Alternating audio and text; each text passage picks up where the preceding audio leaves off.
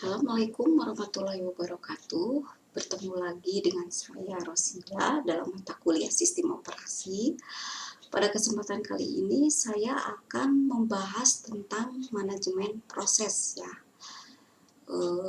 Manajemen proses itu adalah suatu cara atau tindakan di dalam membagi, kemudian mengaplikasikan program yang akan dieksekusi supaya dapat berjalan dengan lancar atau tidak terjadi hambatan. Nah, yang bertugas atau bertanggung jawab supaya proses itu berjalan dengan lancar, yaitu manajemen proses di dalam sistem operasi. Di mana manajemen proses itu nanti mempunyai beberapa tugas seperti mengelola siklus proses, penjadwalan proses, terus mengalokasikan sumber daya komputer ke proses. Nah, pada kesempatan ini saya akan membahas tentang konsep proses dulu ya.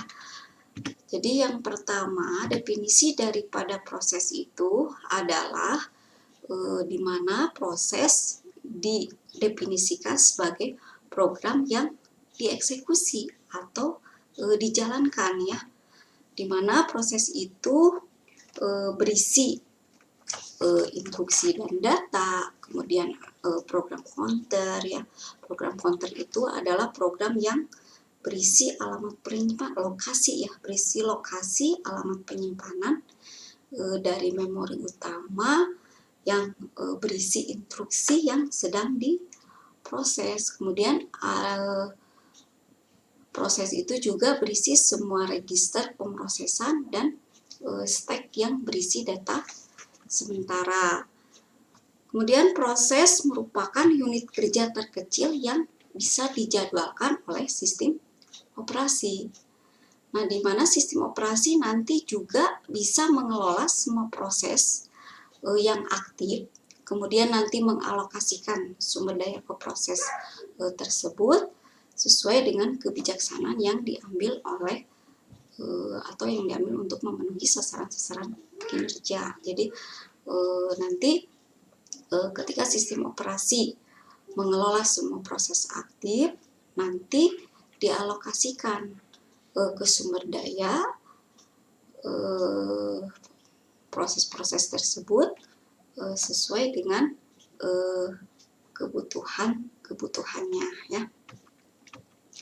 Istilah yang berhubungan dengan proses itu ada yang dinamakan dengan atau sering kita dengar adalah multiprogramming ya. Manajemen banyak proses pada suatu pemrosesan. Jadi nanti ada jadi multiprogramming itu bisa menjalankan dua buah atau beberapa program yang bisa dijalankan dalam waktu yang bersamaan dalam satu pemrosesan ya. Kemudian ada multiprocessing. Jadi multiprocessing itu manajemen banyak proses dalam satu komputer. Jadi sebuah sistem komputer bisa menghubung lebih dari satu prosesor atau mengalokasikan tugas kepada prosesor-prosesor tersebut, kemudian eksekusi terhadap beberapa perangkat lunak dalam sebuah sistem secara serentak. Jadi biasanya kalau multiprogramming itu lebih mengarah ke perangkat lunaknya ya. Kalau multiprocessing itu lebih kepada perangkat kerasnya ya. Kemudian ada distributed processing, jadi manajemen banyak proses yang dieksekusi di banyak sistem komputer yang tersebar ya. Nah, kebutuhan utama pengendalian proses ini yang bisa dilakukan oleh sistem operasi yang bisa mengacu ke proses. Jadi yang pertama adalah sistem operasi itu harus bisa interleave atau saling melanjutkan eksekusi ya. Jadi saling melanjutkan eksekusi sejumlah proses agar dapat memaksimumkan pengguna. Jadi memaksimumkan pengguna pemrosesan sambil memberi waktu tanggap atau waktu respon bagi pemakai-pemakai ya.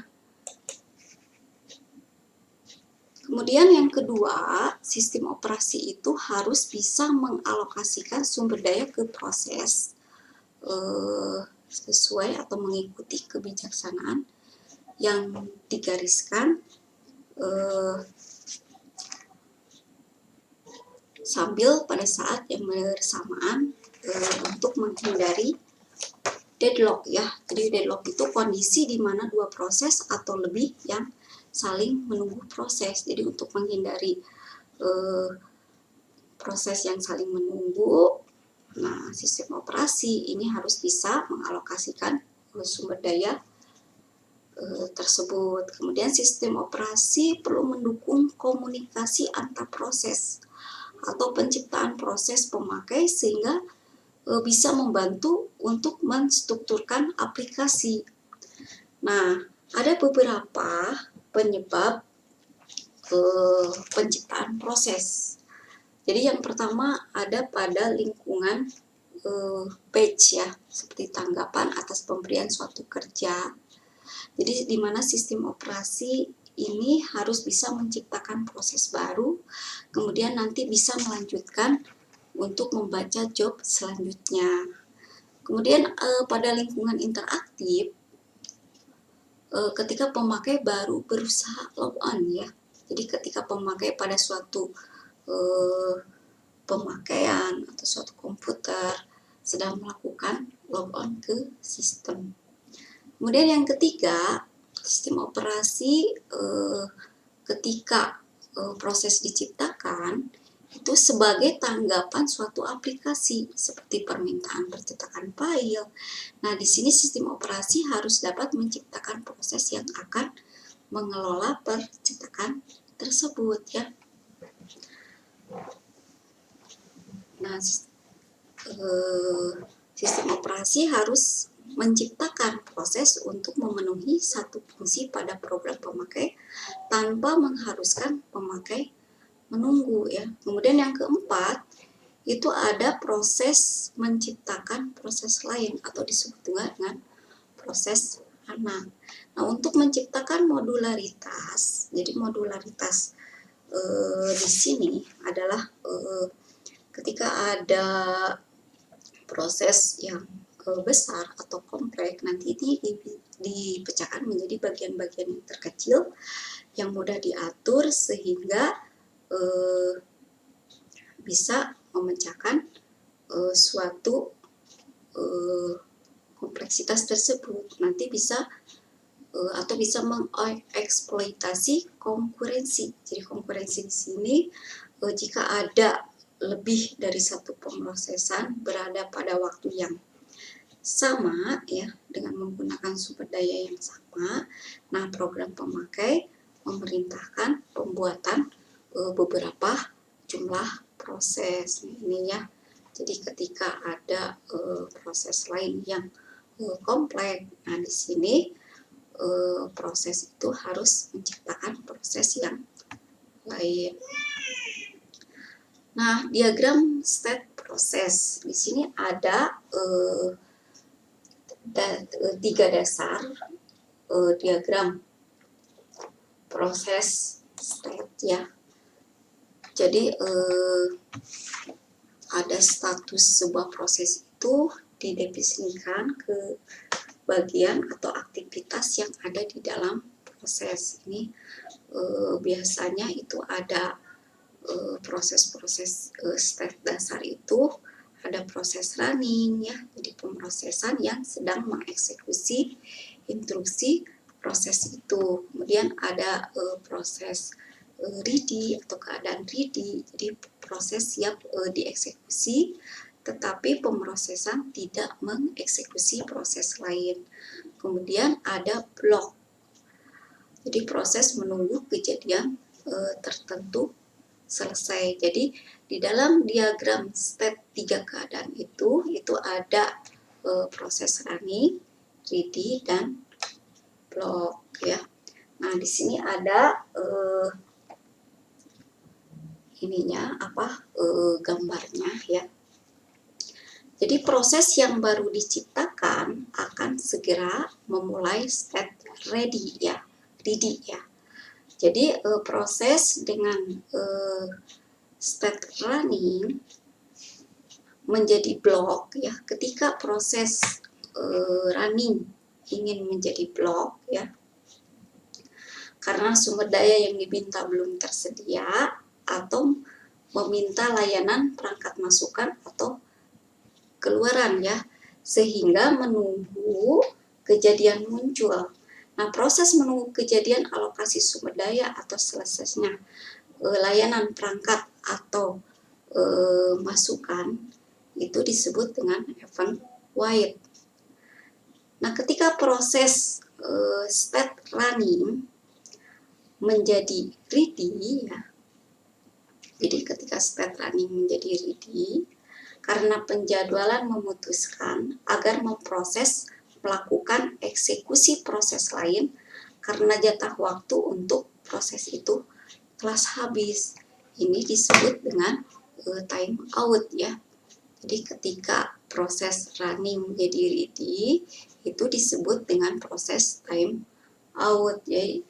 Kemudian ada proses state block. Ketika state block ingin menjadi ready ya. Jadi saat sumber daya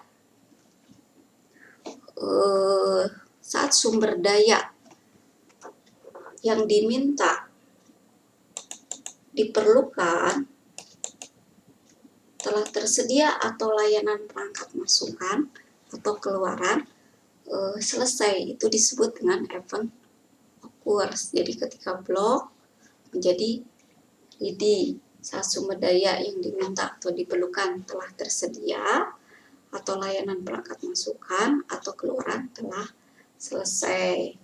Kemudian ada proses ready menjadi running karena penjadwalan memutuskan penggunaan proses untuk proses itu, karena proses saat running berubah menjadi state ready atau block ya, atau telah menyelesaikan sehingga disingkirkan dari sistem, maka proses itu mendapatkan jatah pemrosesan yang lain. Nah, ini adalah contoh, bukan contoh ya, ini adalah gambar daripada diagram 3 state ya. Ini ada penjelasannya ya untuk state-state selama siklus hidup proses. Jadi ini penjelasan daripada gambar ini ya. Nah, di sini adalah operasi-operasi pada proses. Jadi operasi-operasi pada proses itu ada penciptaan proses, jadi di mana proses baru diciptakan, kemudian ada penghancuran proses, kemudian ada proses penggunaan, kemudian pelanjutan kembali proses, kemudian pengubahan prioritas proses di mana yang akan diprioritaskan, kemudian ada blok proses, ada membangun proses, ada menjadwalkan proses, kemudian ada memungkinkan proses berkomunikasi dengan proses lain. Kemudian selain ada diagram state 3 keadaan, juga ada diagram state 5 keadaan. Jadi ini ada new ya, new itu proses baru diciptakan tetapi belum diizinkan masuk ke proses-proses yang dapat dieksekusi oleh sistem operasi. Kemudian ada status ready, jadi ketika proses siap dieksekusi bila ada proses yang tersedia ya. Kemudian ada proses block, jadi block itu proses menunggu kejadian untuk melengkapi tugas-tugasnya, seperti misalnya selesainya operasi perangkat input atau output ya, kemudian bagaimana tersedianya memori, atau misalnya ada pesan baru yang akan dieksekusi. Kemudian ada proses running ya. Jadi running itu adalah proses yang sedang mengeksekusi instruksi yang lain ya. Kemudian ada proses exit. Jadi proses itu suatu proses yang telah selesai atau terbebas dari pool proses ya, atau ruang proses yang dapat dieksekusi oleh proses lain. Ya, ini adalah diagram state 5 keadaan. Jadi ketika proses yang baru diciptakan ya akan segera mempunyai state ready. Kemudian nanti proses running akan menjadi blok ya, karena sumber daya yang diminta belum tersedia. Ini ada proses event wait-nya ya. Kemudian prosesnya ini ya, jadi proses menunggu itu disebut dengan event wait. Kemudian ada proses running menjadi ready karena penjadwalan memutuskan eksekusi proses lain. Karena jatah waktunya itu telah habis, maka itu ada proses time out ya. Kemudian ada proses block ya. Proses block itu menjadi ready ketika saat sumber daya yang diminta sudah tersedia ya. Kemudian ada proses ready ya. Ready menjadi running ya. Ketika proses ready menjadi running itu karena penjadwalan ya, karena penjadwalan memutuskan untuk menggunakan proses tersebut ya.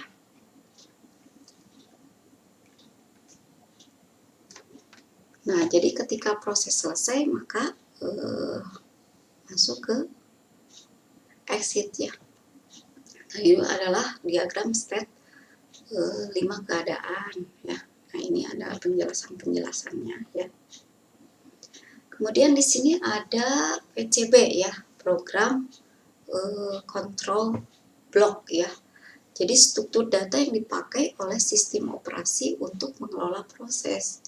Ini juga memuat informasi tentang proses seperti sebuah tanda pengenal atau proses ID, menjadi nomor identitas, kemudian nanti ada status prosesnya, kemudian ada prioritas eksekusi yang merupakan suatu nilai atau besaran yang menunjukkan berapa sering proses harus dijalankan oleh prosesor ya.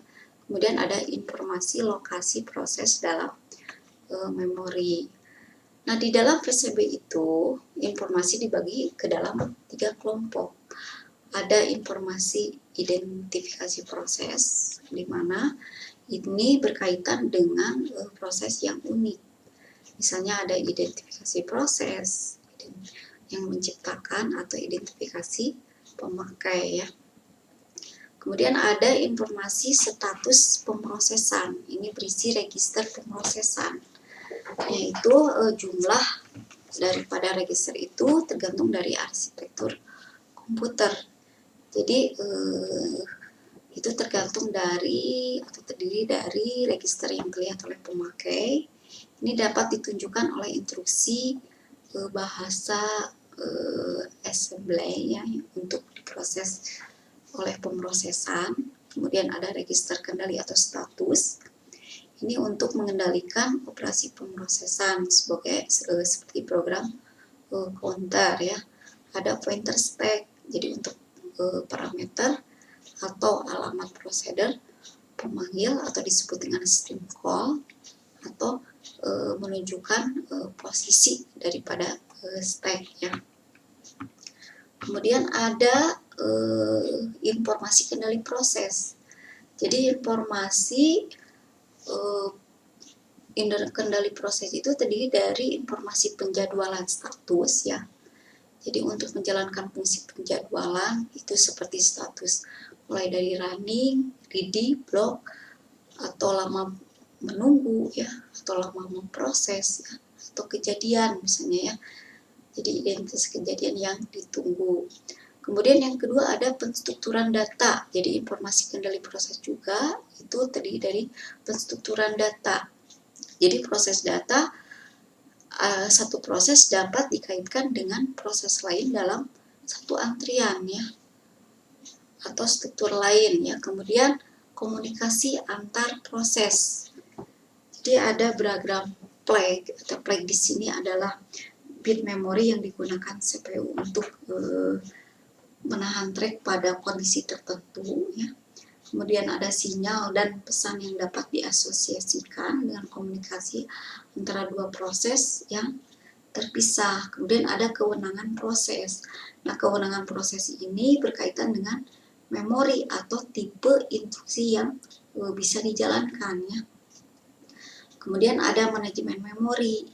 Nah, manajemen memori, kemudian ada kepemilikan atau utilitas sumber daya, di mana sumber daya itu nanti bisa dikendalikan proses ini bisa diberi tanda ya, ada misalnya berkas terbuka atau pemakaian proses atau pemakaian sumber daya yang lain. Nah, ini ada gambar PCB ya. Jadi ini ada pointernya, kemudian ada proses number ya. Kemudian ada program pointer, register, memory limit, atau list open of the file ya. Nah, ini ada informasi yang terdapat di dalam setiap proses ya.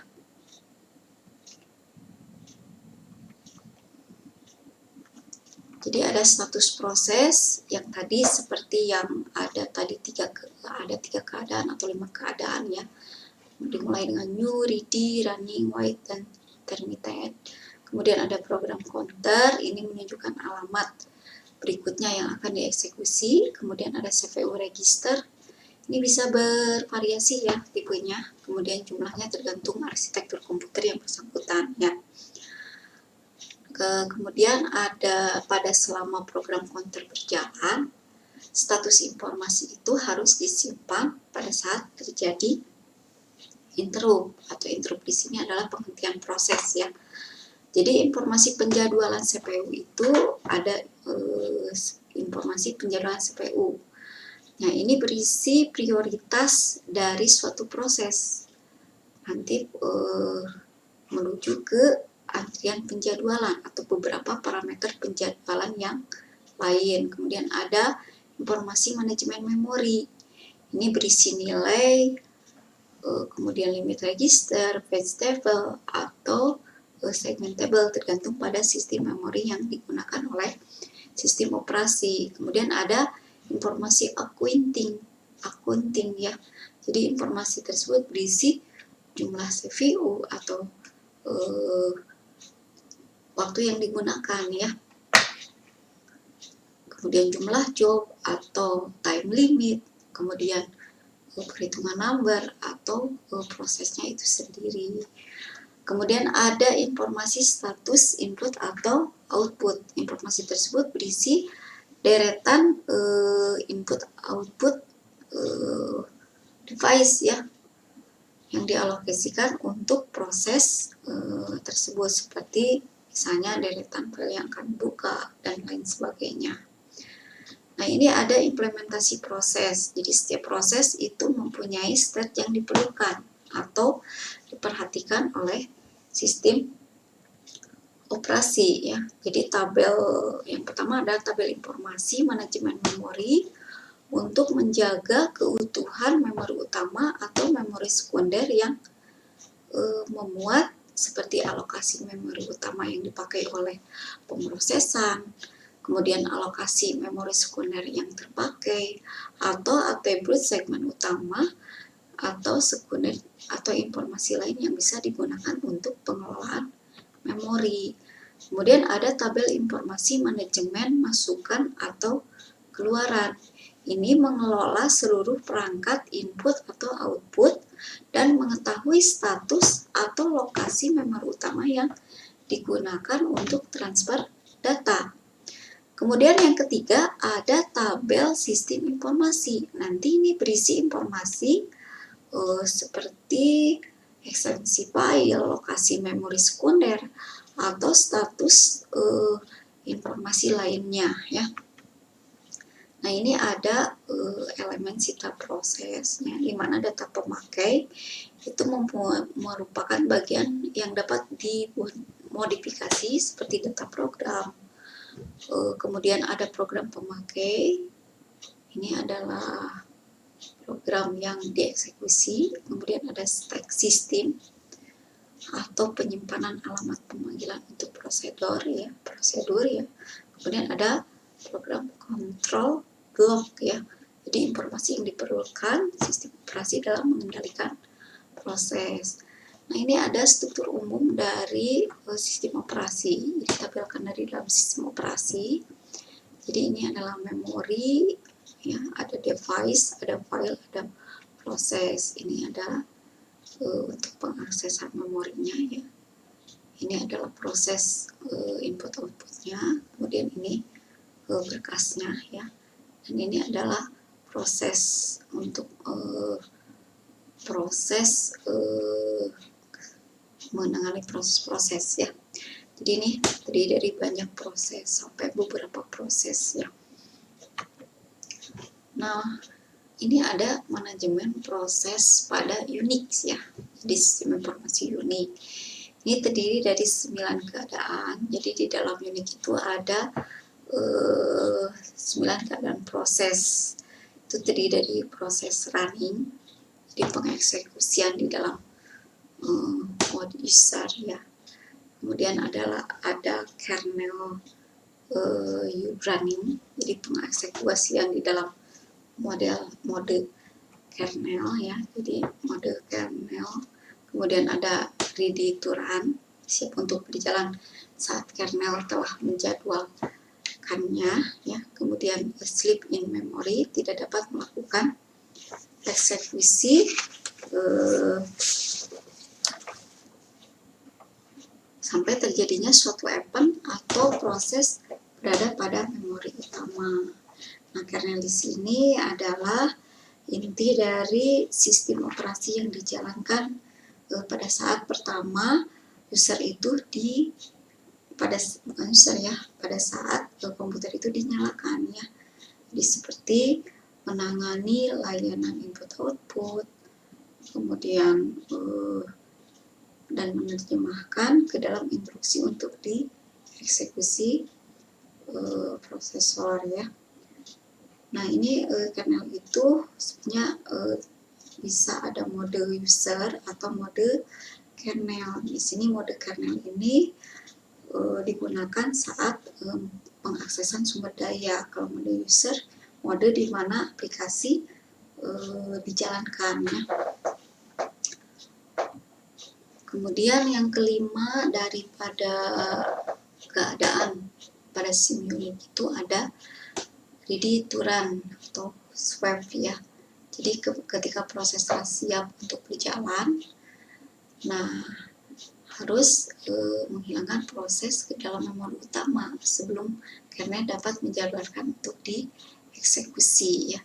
Kemudian ada sleep atau swap ya, proses sedang menunggu event yang telah diswap ke penyimpanan sekunder.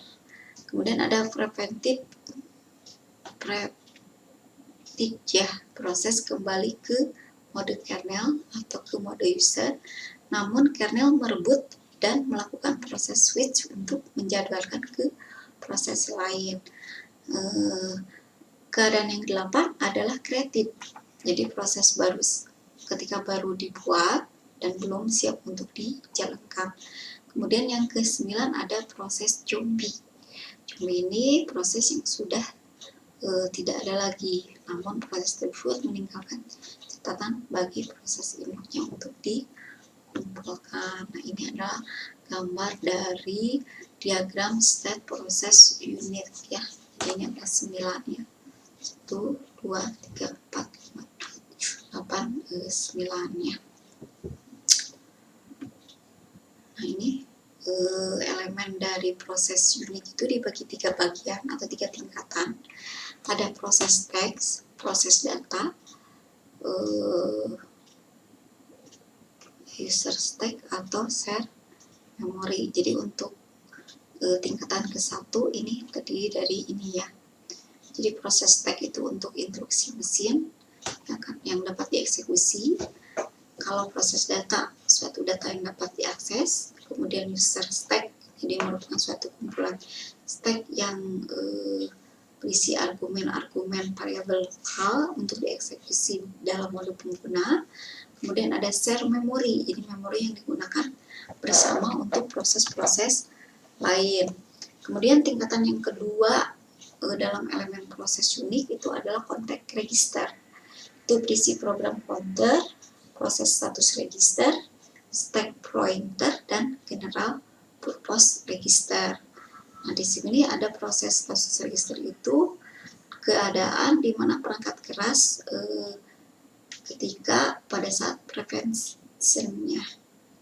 Kemudian ada stack pointer, merupakan suatu petunjuk stack yang menunjukkan bagian stack kernel atau stack user ya.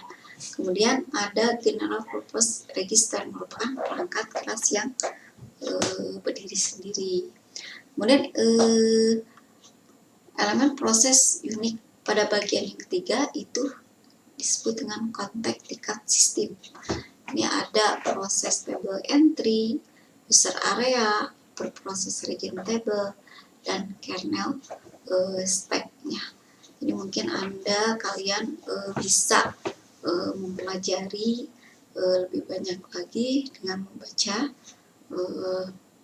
materi ini ya. Nah, ini referensi untuk pertemuan ketiga ini dalam konsep proses ya. Nah, mungkin sekian yang bisa saya sampaikan. Saya ucapkan wassalamualaikum warahmatullahi wabarakatuh. Kita bertemu lagi pada pertemuan keempat, nanti masih seputar tentang manajemen proses, yaitu tentang penjadwalan proses.